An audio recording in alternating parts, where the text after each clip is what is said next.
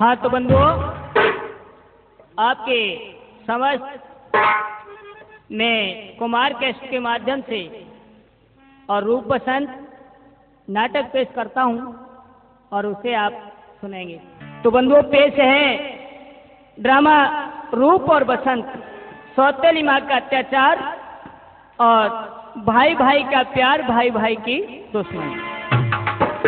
तो आप पहले दृश्य में देखेंगे जिस समय महारानी बीमार पड़ी हुई है और उनके दोनों बच्चे छोटे थे बंधुओं, तो महाराज को पास बुला करके और वो रानी महाराज को समझाने लगी कि महाराज कहीं ऐसा न हो, इस समय मैं बीमार चल रही हूँ, तो कहीं ऐसा न हो मेरे मर जाने के बाद आप दूसरी शादी कर लें तो मेरे बच्चों को आने वाली सौत दुख दे, तो ये नहीं हो सकता है।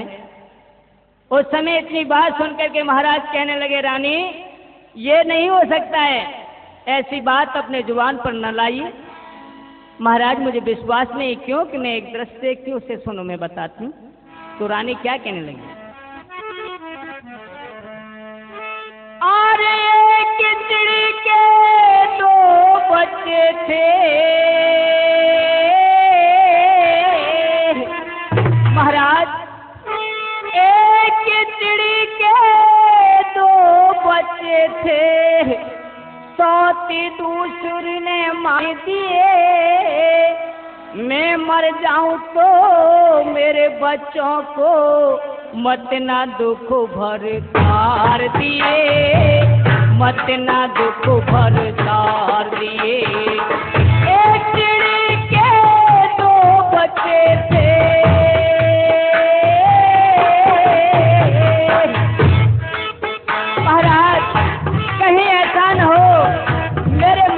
के बाद आप दूसरी शादी कर लें।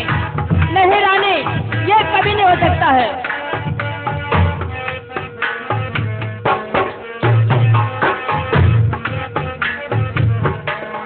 महाराज एक चिड़ी के दो बच्चे थे,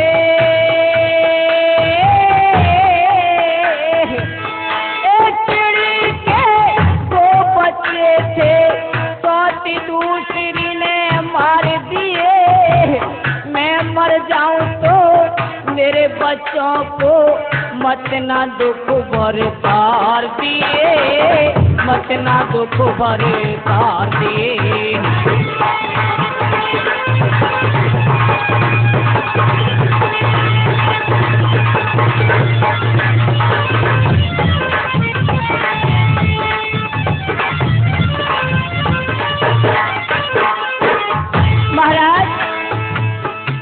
हुआ कहो रानी, क्या कहना चाहती हो, सुनो महाराज। चला था एक दिन बाहर चला गया,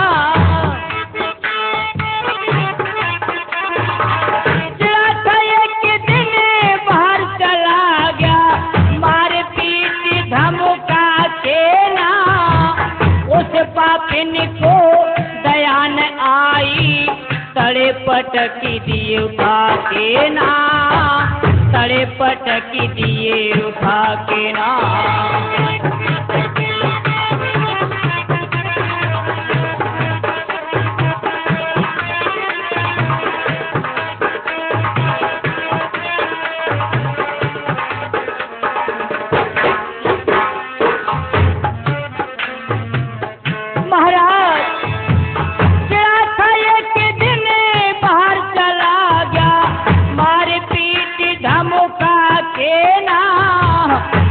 पापिन को दया न आई, पटकी दिए उठा के ना, तड़े पटकी दिए उठा के ना। मारे चोट घायल करती है, मारे चोट से घायल करके चिड़िया ने झोला मुझको झारे दिए।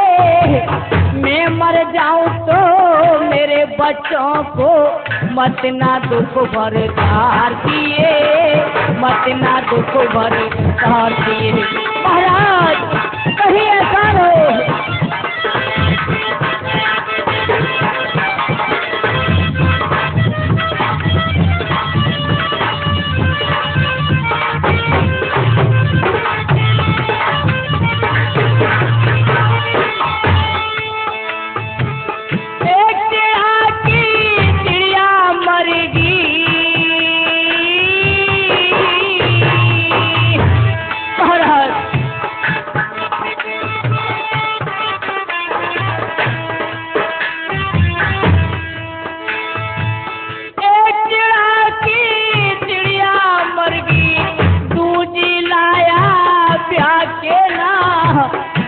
पापिन को दया न आई, तड़े पटकी दिए उठा के ना, तड़े पटकी दिए उठा के ना।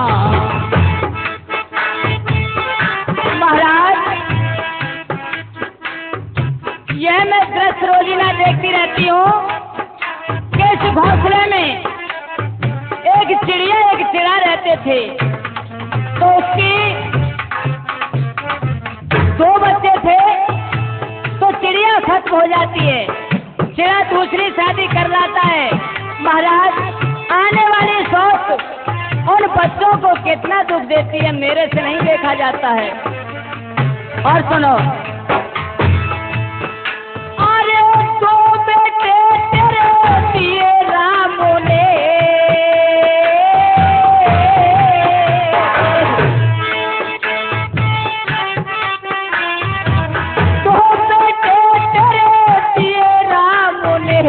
और तीज कछु चाहिए ना, चाहे इंद्र की परी मिले तो उसको भी तू बरियो ना, उसको भी तू बरियो ना।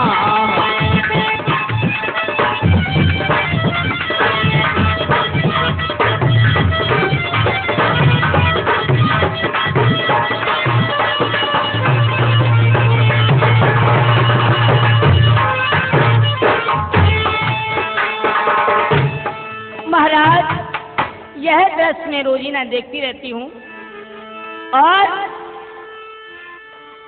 कहीं ऐसा न हो मेरे मर जाने के बाद में आप दूसरी शादी कर लें तो भला मेरे बच्चों को आने वाली सोच दुख दे। नहीं रानी, ऐसा कभी नहीं हो सकता है। तो ठीक है महाराज। तो बंधु वहां से महाराज चले जाते हैं। उसी समय रानी अपने दोनों बच्चों रूप और बसंत को बुलवाती हैं।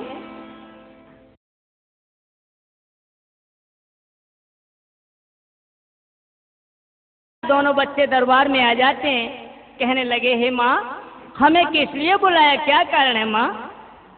बेटा बीमार तो हूँ पहले से मैं, बीमार तो हूँ पहले से मैं, ये बात तो कुछ खास नहीं। अरे दृश्य जो देखा है आंखों से उससे बचने की आस नहीं। बेटा मेरी बचने की आस नहीं है। माँ तुम कितनी भोली हो। माँ अगर आप नहीं रहोगी संसार में भला हमारा है ही कौन। तू कितनी अच्छी है, तू कितनी भोली है, प्यारी प्यारी है, हो माँ, हो माँ, हो माँ, हो माँ।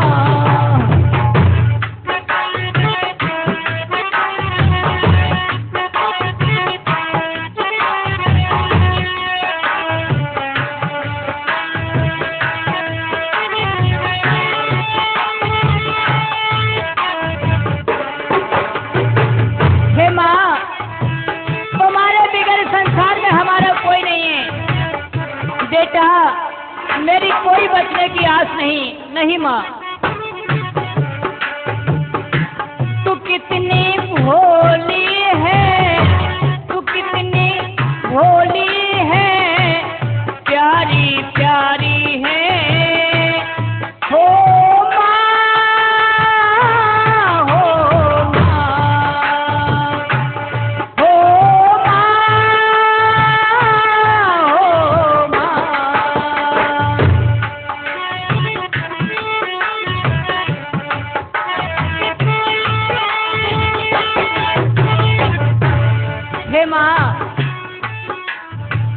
माँ बच्चों की जो होती है, माँ बच्चों की,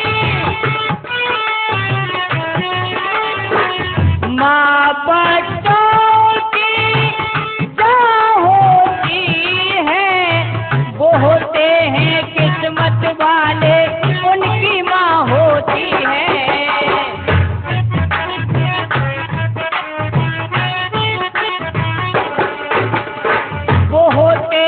किस्मत वाले जिनकी माँ होती है। पन है कांटों का ये जो है दुनिया है, तू फुलवारी है, ओ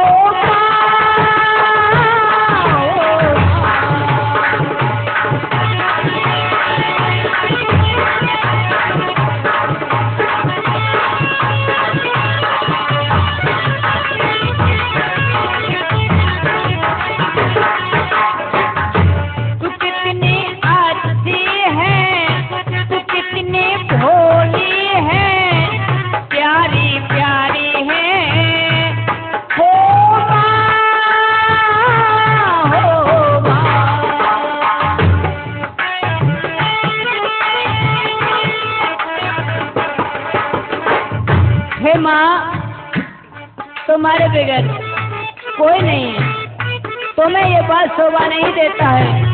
और क्या बोले बंधु?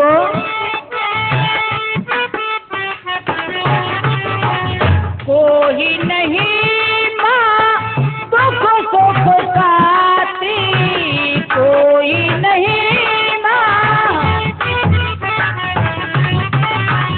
कोई नहीं मैं मुस्काया तू मुस्काई, मैं रोया तू रोई,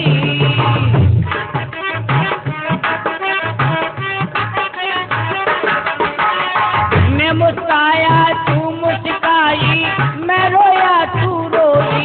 मेरे हंसने पर हो, मेरे रोने पर तू बलिहारी है, हो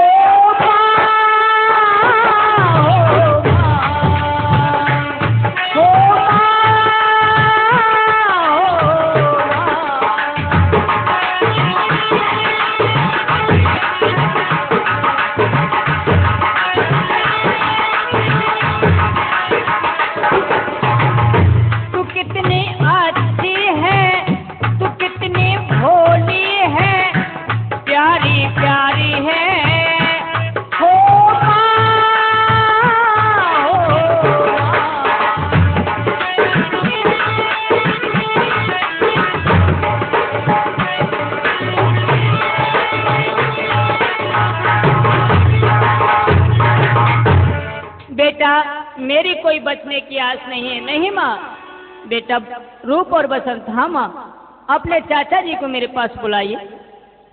हाँ माता जी, हम अभी बुलाते हैं। उसी समय दोनों बच्चों ने आवाज लगाई अपने चाचा को, फौरनी आ जाते कहने लगे, अपनी भाभी को प्रणाम किया। कभी सर न होगा तेगे जफा के सामने, आज धीर सिंह मस्तक नवाता है हिंद की मलका के सामने। कहिए भाभी साहिबा, मुझे किस लिए बुलाया? देवर, मुझे आपसे यही उम्मीद थी। वो दिन आपको अच्छी प्रकार से याद होगा जिस समय आपकी माँ तुम्हें छोड़ के मर गई थी, तो मैंने आपका पालन पोषण किस प्रकार से किया था। हे माँ, आप ऐसी क्यों बातें आज कर रही हो? भाभी बताओ तो सही। देवर, इस समय बीमार चल रही हूँ, इसलिए मेरा बचने की कोई आस नहीं है। इसलिए इन दोनों बच्चों का हाथ तुम्हारे हाथ में मैं देती हूँ। लीजिए देवर हाथ में हाथ इनका, लीजिए देवर हाथ में हाथ इनका, सुख मेरे भोले भाले हैं, ये फिक्र याद रहे मेरी नाजों के पाले हैं। ठीक है भाभी, अगर आपने मुझे हाथ दिया है तो लिया है हाथ हाथों में, लिया है हाथ हाथों में, हक अपना निभा दूंगा, इन दोनों बच्चों की खातिर अपनी जान लगा दूंगा। धन्य है देवर, मुझे तुमसे यही उम्मीद थी। बेटा पानी। चाचा जी, इस समय माँ घबरा रही हैं और आप थोड़ा पानी लेकर के आइए। बंधु इसी समय धीर सिंह जाता है इधर। बेटा रूप, बेटा बसंत, ये देखो सामने काली काली मूर्ति कौन? नहीं बेटा, कोई नहीं। माँ आपको क्या हो रहा है? बेटा रूप, बेटा बसंत, बेटा। हाय माता जी, आपने ये क्या किया माँ? माँ तुम हमें छोड़ करके चली गई, इस समय हमारा कोई नहीं माँ। अम्मा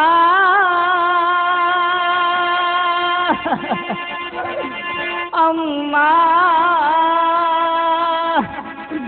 तू कहाँ गई मेरी माँ? बचपन मेरा रोता है, भगवान भी सोता है। माता जी,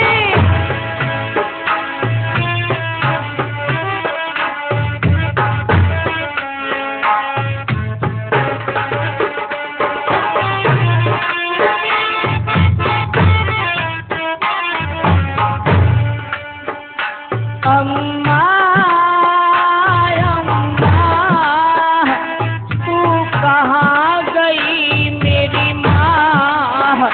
बचपन मेरा रोता है, भगवान भी सोता है। नहीं माँ, तू नहीं जा सकती हमें छोड़ के।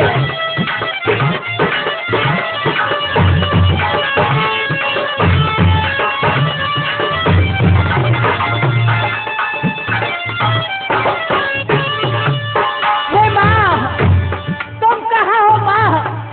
एक बार अपने बेटा को बोल सुना दे माँ। तू छोड़े अकेला बेटों को जाती है।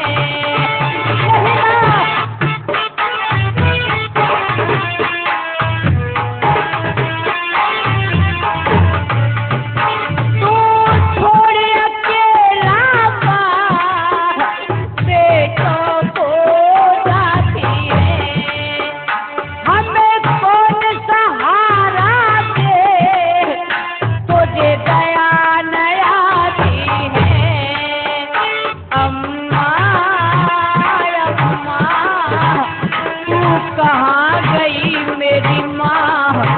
बचपन मेरा रोता है।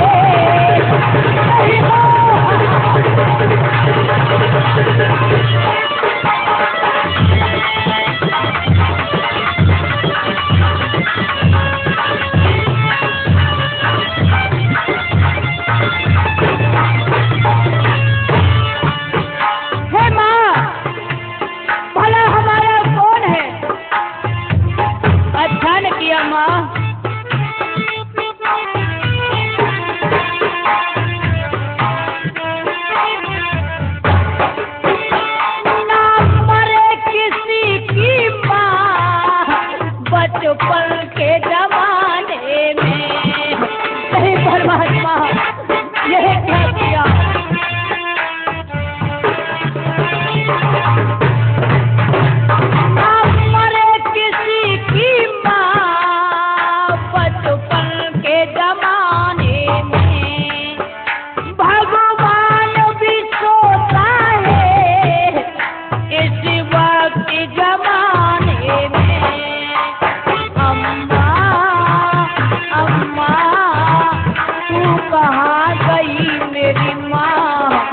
बचपन मेरा रोता है।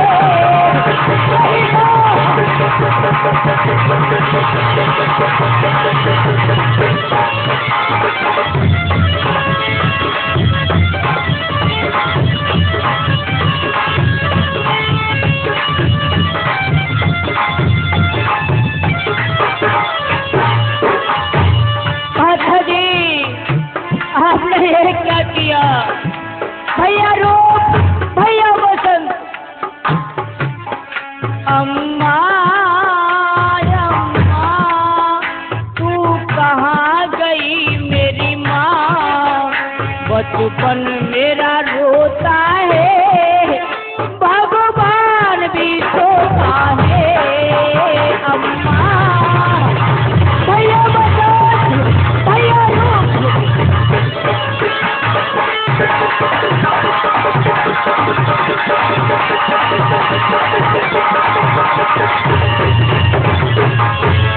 दोनों बच्चे रुधन बचा रहे हैं, उनकी माँ खत्म हो जाती है। तो उसी समय धीर सिंह पानी को लेकर के आते हैं। तो बच्चों की आवाज को सुनकर के घबरा जाते हैं। भटकर के पास पहुंचे तो अपनी भाभू को मरा हुआ देख करके घबरा जाते। बच्चों को उठाया, धीर सिंह ने छाती से लगाया, कहा बेटा अरे जो होना सो तो हो गया, पर लेकिन अब चलिए तुम्हारे पिताजी को खबर करते हैं, उसके बाद में तुम्हारी माता का दाह संस्कार करेंगे। हाँ चाचा जी चलिए ऐसा ही करते हैं। इधर बंधुओं, महाराज का दरबार लगा हुआ था। शराब के नशे में महाराज चूर हैं और गाने वाले को बुला करके उस समय गाना हो रहा है दरबार में। क्या गाना हो रहा है?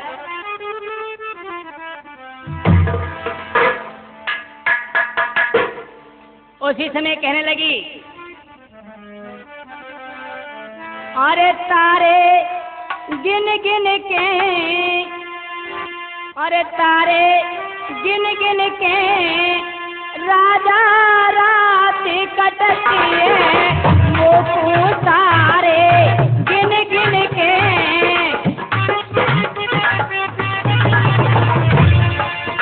तारे गिन गिन के राजा रात कटती है। वो तारे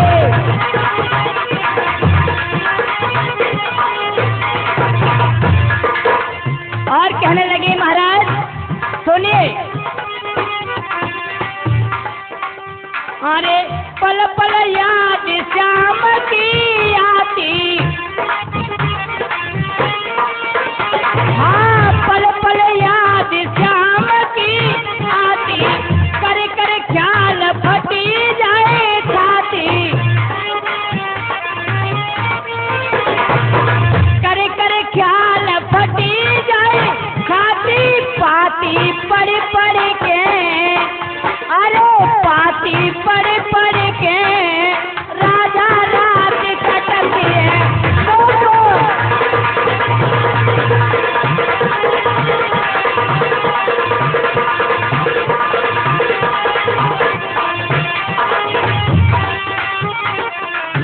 अरे तारे गिन गिन के, अजी राजा मैं तो ऐसे ही कह रही हूँ, अरे तारे गिन गिन के राजा रात कटती है। वो तारे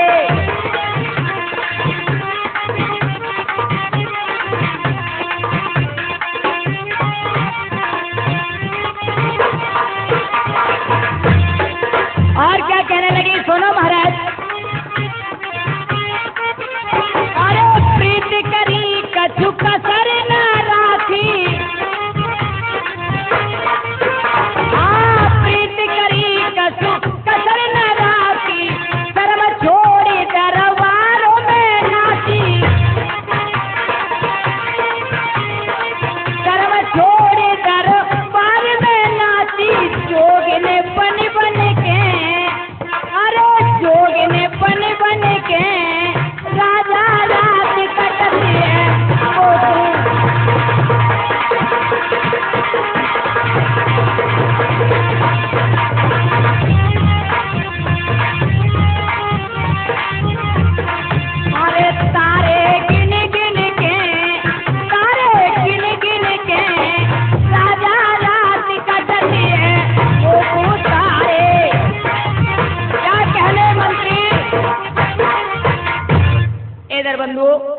उसी समय गाना हो रहा है।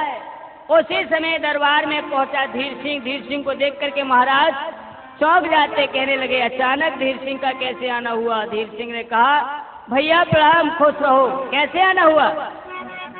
धीर सिंह बोला बंधु उठो भैया नींद से, उठो भैया नींद से, मुकद्दर अपना फूटा है, विदेशों के डकैतों ने खजाना अपना लूटा है। अरे बेवकूफ, तू क्या मर गया था जो खजाना लूट गया। महाराज मेरी तो क्या हस्ती है, उन डकैतों को ऐसा कोई नहीं मुझे दिखता दुनिया में उनका सामना कर सके। ऐसा क्या हुआ। महाराज बड़ी रानी रूपावती का देहांत हो गया। अरे धीर सिंह पागल है, अरे वो तो बूढ़ी थी, भला उसको तो एक दिन मरना ही था। अरे कल मरना तो और आज मरना तो उसे तो मरना ही था। धीर सिंह अरे सोच, एक समय वो आएगा कि संसार में कोई नहीं रहेगा। महाराज आपको कुछ और भी पता है क्या कि तुम्हारे 2 बच्चे हैं, उनका नाम है रूप और बसंत। ये बात है मुझे मालूम है धीर सिंह। खैर कोई बात नहीं है, जो कुछ हुआ सो हुआ, इसलिए मैं तो राज के काज में लगा रहता हूँ। इन दोनों बच्चों को तुम्हीं को देखभाल करना है और इनको पढ़ाना लिखाना, अच्छे रास्ते पर लाना। बंधु वहां से दोनों बच्चों को लेकर के धीर सिंह और दरबार से आ जाता है महलों में। इधर कुछ समय ऐसे ही बीतते गए तो एक दिन चित्रावती का डोला और धीर सिंह स्वीकार कर लेता है फेटा कटारी के साथ। क्यों, उसने सोचा था कि अभी बच्चे छोटे नादान हैं, अगर कोई रानी देखभाल के लिए आ जाएगी तो इसका पालन पोषण अच्छी प्रकार से हो जाएगा बंधुओं। और उसने क्या किया, डोला स्वीकार कर लेता, दरबार में पहुंचा जाकर के भाई साहब मैंने आपके लिए फेंटा कटारी के साथ डोला स्वीकार कर लिया है। धीर सिंह तूने ये क्या किया। धीर सिंह अरे मैं तो पहले ही वचन दे चुका हूं रानी को कि तुम्हारे मर जाने के बाद दूसरी शादी नहीं करूंगा, तूने ये क्या किया। महाराज मुझे क्या पता था कि तुम बुढ़े हो चुके हो। जब इतनी बात कही तो बंधु एकदम से हाँ कर लेते हैं जोश में आकर के। क्यों, अरे क्या निरा बुढ़ा समझ रखा है मुझे, क्या निरा बुढ़ा समझ रखा है मुझे। तूने इस मुसलमान से और सैकड़ों फतेह किए हैं उसी मैंने। ठीक है मुझे डोला स्वीकार। तो बंधु इधर चित्रावती के डोला के लिए चल देते हैं और डोला उधर से आ रहा है चित्रसेन से।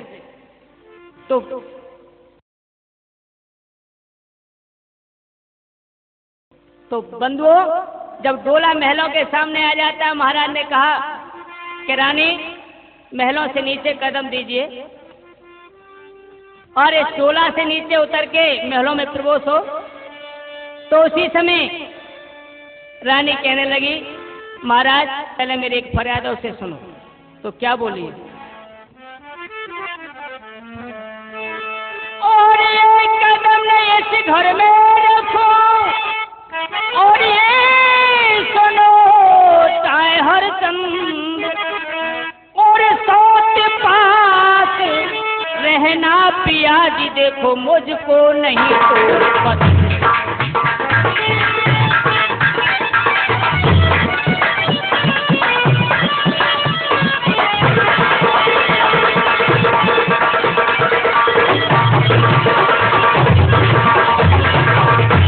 मुझको नहीं पसंद सोच सूरत से दिल घबरावे, वो आप करे उत्पात पिया पातिक तो हमें लगावे।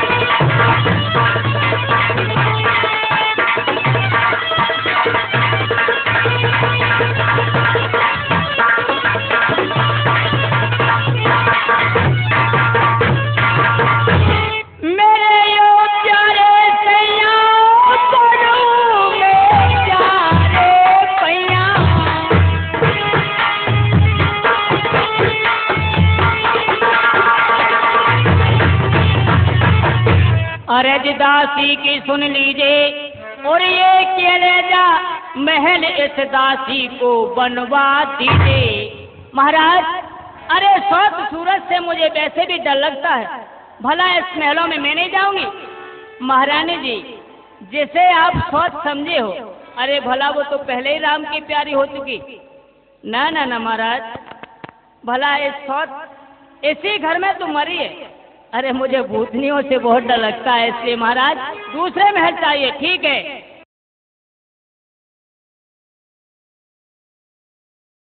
बजाय हीरा महल के और मोती महल रानी के लिए तैयार है। इधर बंधु मोती महल में और पहुंच जाती हैं। बांदी को कहा, बांदी रानी की देखभाल अच्छी प्रकार से करना। ठीक है महाराज। तो इधर कुछ समय के बाद में एक दिन बांदी से कहने लगी रानी, अरे ओ बांदी, क्या करूं, मेरी तो किस्मत को बड़ी बुरी तरीका से फोड़ा है। कैसे? जवानी ये जोशे जवानी, जवानी ये जोशे जवानी, हाल क्या करूं जौवन की जवानी का। अरे मिटा डाला जिसने दिया मुझे रुतबा जवानी का, नहीं टिकता है चोली में। अरे मैया, नहीं टिकता है चोली में शरारत का खजाना, ये जिगर में टीस देता है दीवानी का। बांदी, मुझे ये बता दे, तेरे पति की उम्र कितना है? इससे क्या मतलब है? महारानी रानी बोली, हाँ मतलब है। तो मेरे पति की तो उम्र कुल 20 वर्ष की है। तो एक काम कर बांदी, भला मेरे पति से तू ले ले और अपने पति को मुझे दे दे। हंस करके बांदी कहने लगी, अरे रानी, क्या पागल हो गई हो तुम? ऐसे कैसे हो सकता है? तो बंधुओं, क्या हुआ? तो कहने लगी रानी, अरे ओ बांदी, अरे मैं क्या करूँ राम, मुझे बुढ़ा मिल गया, होए होए बुढ़ा मिल गया। मैं क्या करूँ राम, मुझे बुढ़ा मिल गया, होए होए बुढ़ा मिल गया।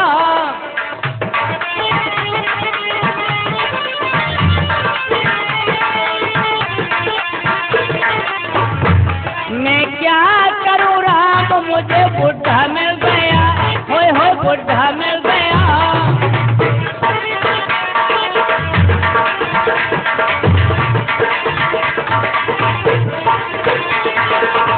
और क्या?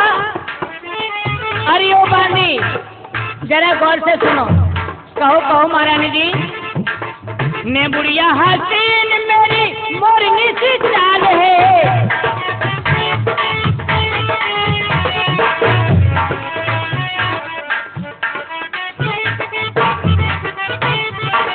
मैं बुढ़िया हसीन, मेरी मोरनी सी चाल है, सर पे सफेद जैसे दादाजी के बाल हैं, सर पे सफेद जैसे दादाजी के बाल हैं। मैं हो गई रे बदनाम, मुझे बुढ़ा मिल गया, ओए होए बुढ़ा मिल गया।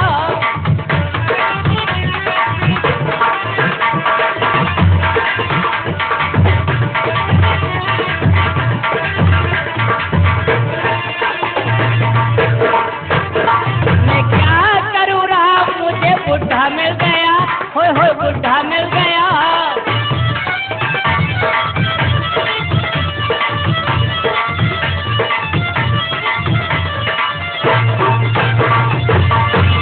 इधर बंधु, इधर तो गाना हो रहा था।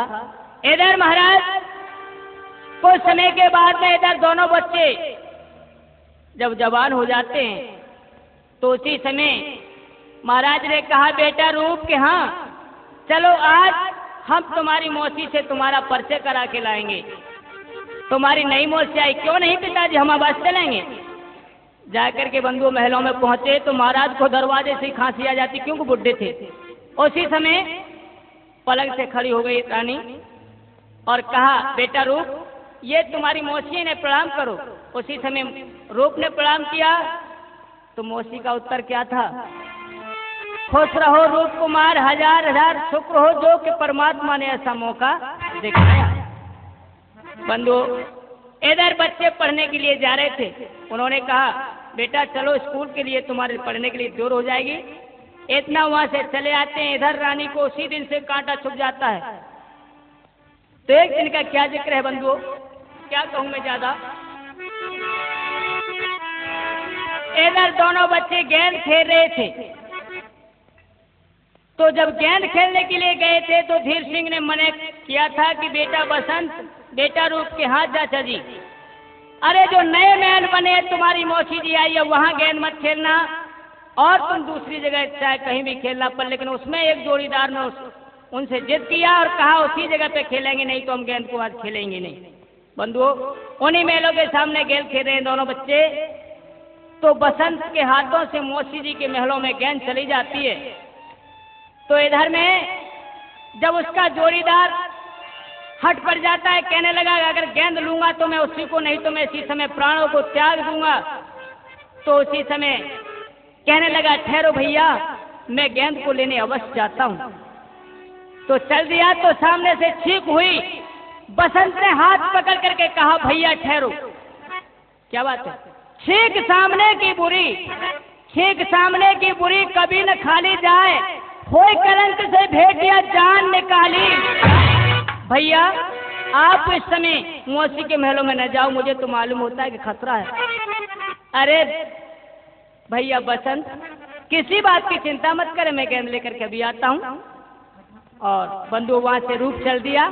इधर रानी ने कहा बांदी महलों में जाओ और झाड़ू लगा के आओ। तो बंधु इधर बांदी झाड़ू लगा रही है।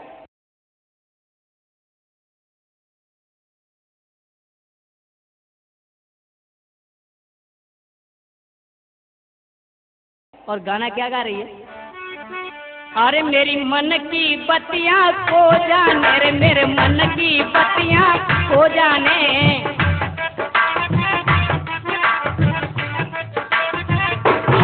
मेरे मन की बत्तियां खो जाने रे, मेरे मन की बत्तियां खो जाने।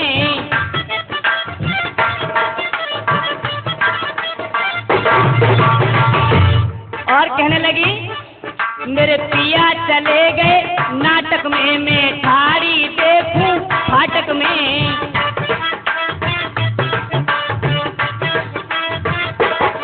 मेरे पिया चले गए नाटक में, मैं ठाड़ी देखूं फाटक में, है मन की बत्तियां खो जाने रे, मेरे मन की बत्तियां खो जाने।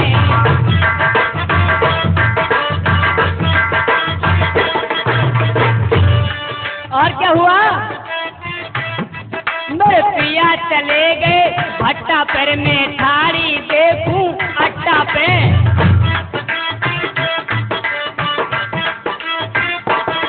मेरे पिया चले गए भट्टा पर, मैं ठाड़ी देखूं अट्टा पे, मेरे मन की बत्तियां खो जाने रे, मेरे मन की बत्तियां खो जाने।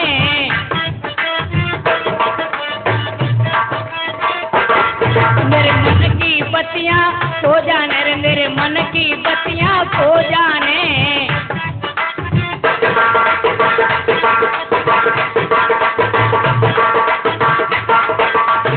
और मेरे पिया चले गए चोरी मेरे में, लहो के देखूं मोरी में,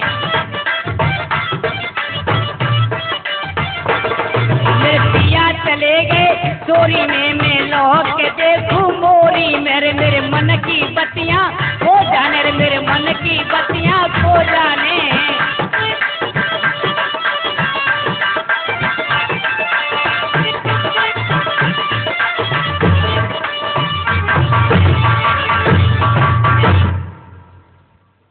इधर बंधुओं बांदी को झाड़ते झाड़ते और उस समय गेंद मिल जाती है तो एकदम से चौंक पड़ती है, झपट के गेंद को उठा लिया, कहा मुझे मालूम होता है शायद तो रानी गेंद से खेलती है।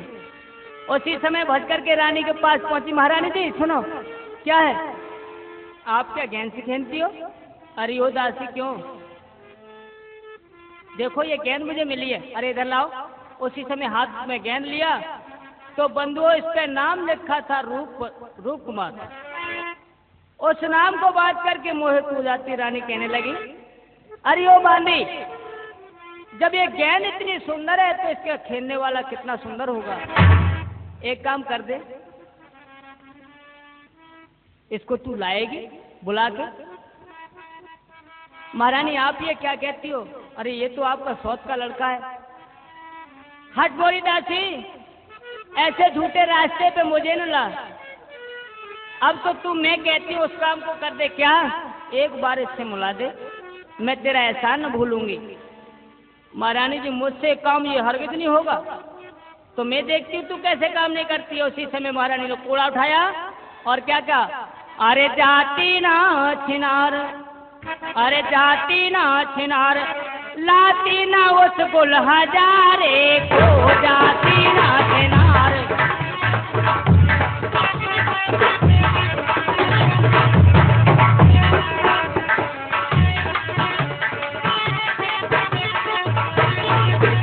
जाती ना छिनार, जाती ना छिनार, लाती ना उस गुल हजारे को।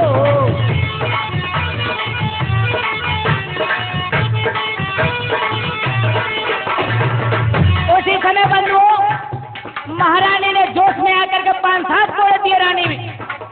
उसी समय बांदी हाय हाय चिल्लाने लगी, कहने लगी, महारानी जी बस करो। और रानी क्या बोली है, मार मारे कोड़े से उड़ा दूंगी खाल।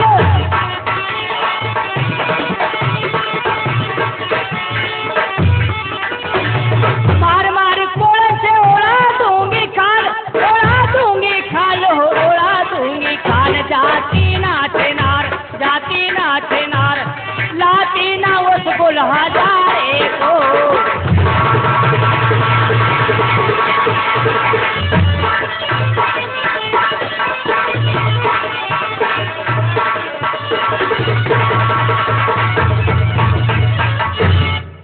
बंधुओं, जब उस समय उसमें कोहे पड़े तो फौरन ही कहने लगी।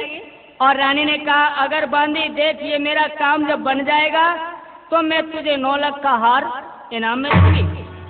तो मैं चली जाऊंगी, ठीक है। और क्या कह दूं कि सुनो, ये कह देना समझा करके, सुनो गौर से सुनना मैं क्या कहती हूँ। कहाँ कहो, अरे चलिए रूप कुमार तुम्हें, अरे चलिए रूप कुमार तुम्हें, मौसी बुलवावे से। घंटे हो गए 4 कमर में दर्द बतावे से।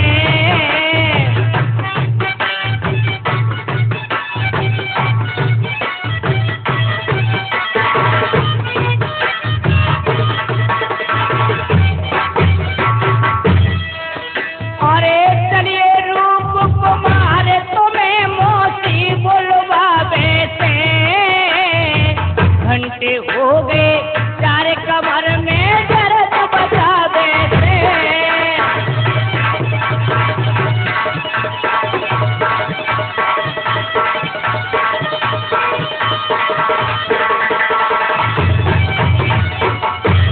रानी ने कमर जोर से कस ली, गले की उतारी धरी से हंस ली। मोरी बांदी गले की उतारे धरी से हंसली। और क्या, जकी तू के पसुली पसुली, जकी तू के पसुली पसुली, न बज कोई हाथ न आवे से। घंटे हो गए 4 कमर में दर्द बतावे से।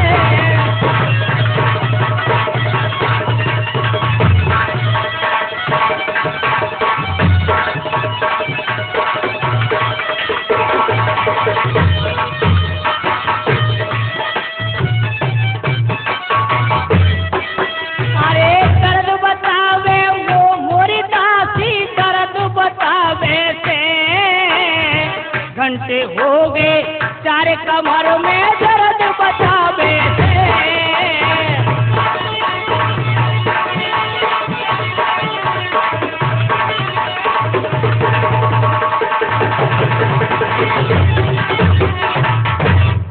बंधुओं, इतनी बात सुन करके और बांदी वहां से चल देती है। पर लेकिन यह तो आपको पता था कि रूप पहले से ही ज्ञान लेने के लिए आ रहा है। तो बंधुओं, महलों में रूप प्रवेश हुआ है।